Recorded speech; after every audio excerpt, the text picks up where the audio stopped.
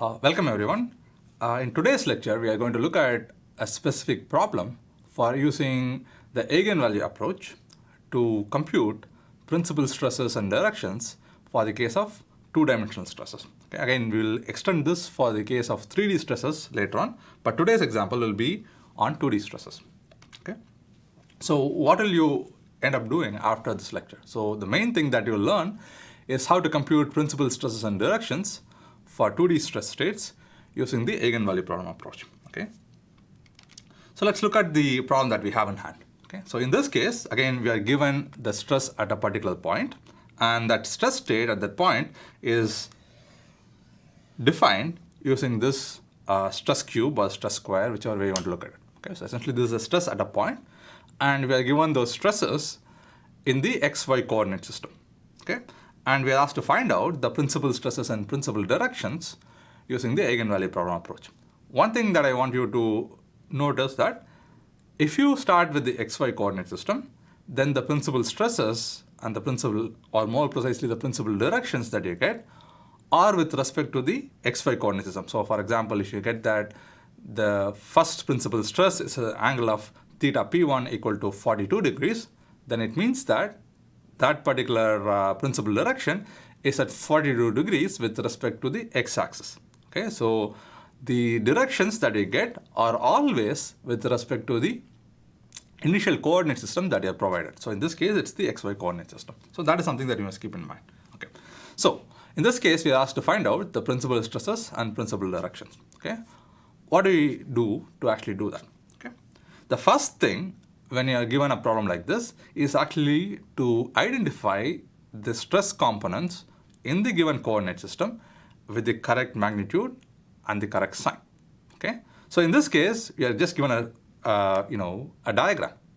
Okay, and we are given the direction of the stresses and so on.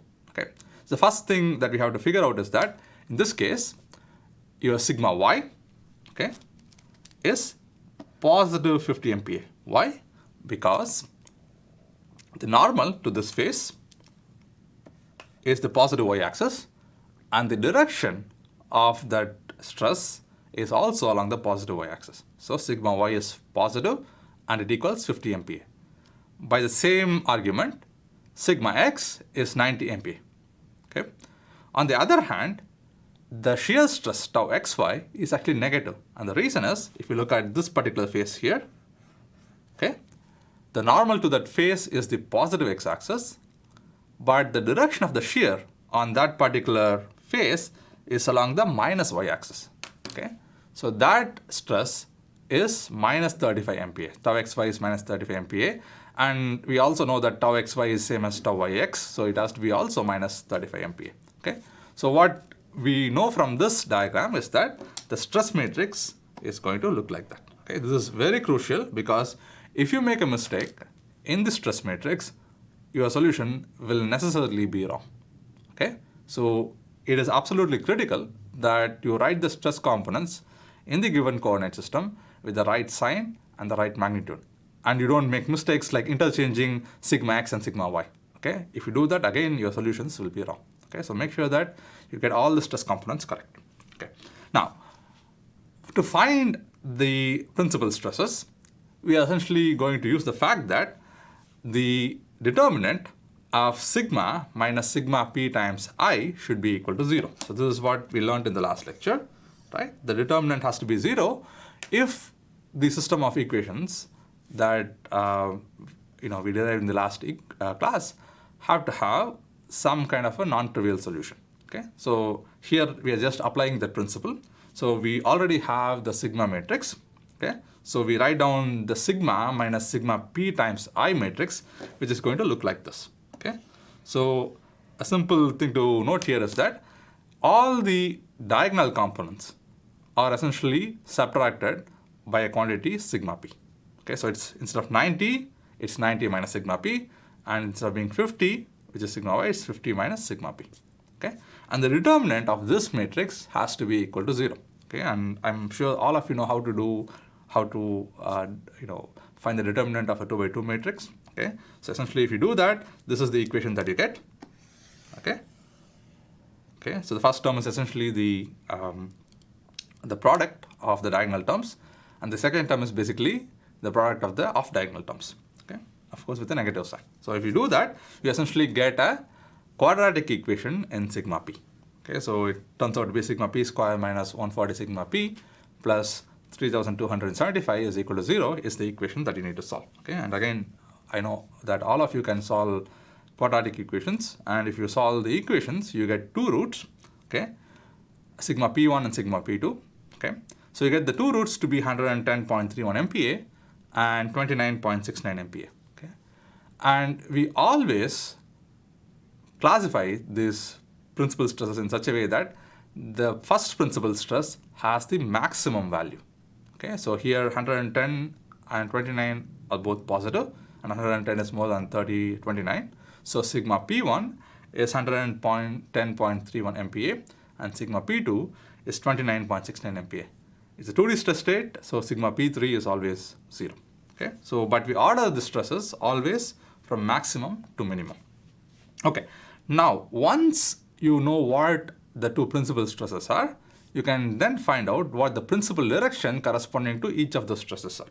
Okay, for that we essentially use this equation. Okay, which is nothing but sigma minus sigma p times I times n, or np1 in this case, is equal to 0. Okay, again np1 is the principal direction corresponding to sigma p1. So that is why we have substituted sigma p1 here into that equation. So it's 90 minus sigma p1, 50 minus sigma p1 times cos theta p1 sin theta p1 should be equal to 0.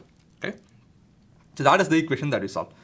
But before we do that, I just want also to note that once you find the principal stresses, you must always do a quick check to make sure that the sum of the two principal stresses is equal to sigma x plus sigma y. Okay, so in this case, you can indeed verify that that actually is the case. Okay, so sigma v1 plus sigma p2 is equal to sigma x plus sigma y, and that ensures at least it's a check that you have not completely gone wrong somewhere. Okay, once you have done that, you put that into this equation here. Okay, that is the expression that I have expanded here.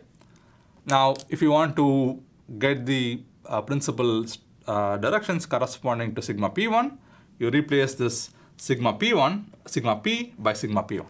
Okay, if you want to do it for sigma p2, you replace sigma p by sigma p2. Okay, and now once you do that, you essentially get a set of equations here. Okay, so one thing, let me just go back and point one thing out. So once you substitute into this equation here, okay, and you get this equation here, okay, what you see is that you actually have two equations, right? But there is only one unknown really, which is theta p1. Okay, theta p1 is the only unknown quantity, but you have two equations. So the natural question is, which equation you have to use? And the answer is you can use either, because those two equations are essentially the same. They are not independent equations. So you can use the first equation, which will be like 90 minus 110.31 times cos theta p1 minus 35 sin theta p1 equal to 0. Or you can use the second equation, which is going to be minus 35 cos theta p1 plus 50 minus 110.31 sin theta p1 equal to 0. And if you do either, you're going to get the exact same solution for theta p1. So in this case, I have used the first one, okay, which is minus 20.31, which is 90 minus 110.31 times cos theta p1 minus 35 sin theta p1 equal to 0. You then find out what theta p1 is, and you find out that theta p1 is minus 30.12 degrees. So what does it actually mean is that the principal plane, so this is your x-axis, the direction of the principal plane is in the counterclockwise direction. So that is 30.12. So if you look at this as your initial stress cube, then the principal plane is actually along that direction, okay, which is at 30.12 in the clockwise direction. Okay, so naturally, if theta p1 is minus 30.12, theta p2 is nothing but theta p1 plus 90 degrees, so that is going to be 59.87.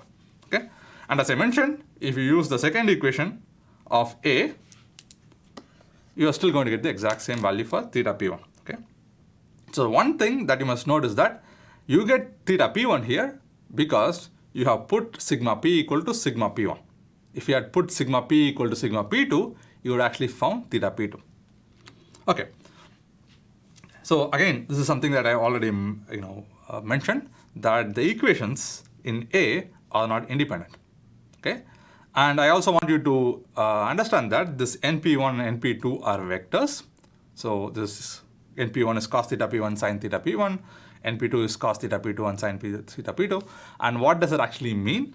NP1 is going to be nothing but cos theta P1 times I plus sin theta P1 times J.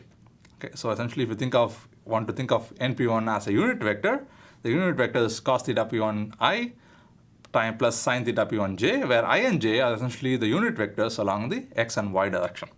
Okay, so if you look at this problem now, we have found theta P1, theta P2, sigma P1, sigma P2, and then you can schematically represent this whole thing using a diagram like that. Okay, you are given the stresses at some point P in the xy coordinate system.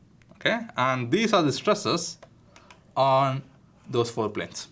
Okay, now if you rotate this coordinate system by 30.12 degrees, okay, in the clockwise direction about the z-axis, you will get a square like this. Okay, and if you look at the stresses on those faces, what you will find is that the stresses on those faces will only have a normal stress component and not a shear stress component. Okay, and the normal stress on those faces will be essentially the two principal stresses, 110.31, and on the orthogonal face it's going to be 29.61. Okay, and that is how you get from the xy coordinate system to what is called a principal coordinate system. Okay, so all that we are doing here, again I want you to emphasize, is that we are looking at the stress at the exact same point. Okay, initially you know the stresses on 2 planes that go through the point, okay, that are orthogonal to each other. So those 2 faces are perpendicular to the x and y direction, and you know the stresses in those particular planes. Like now, what we have done is that we have found stresses in 2 other planes that go through the exact same point, but they are rotated with respect to the x and y axis, and these planes are the principal planes. So on those planes, you don't have a shear stress, you have only the normal stress.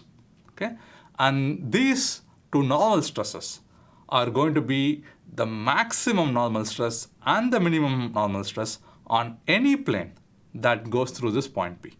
Okay, so again, I kind of keep emphasizing this. You want to understand that when you do stress transformations or go from a regular coordinate system to a principal coordinate system, we are keeping everything the same. The point is the same, the body is the same, the forces and moments that are acting on the body are all the same. The only thing that we are looking at is the stresses on a different set of planes passing through the exact same point. Okay, so hopefully this kind of makes it clear, and this kind of gives you a tool to find principal stresses and principal direction in a different manner. And we will continue in the next class. Thank you.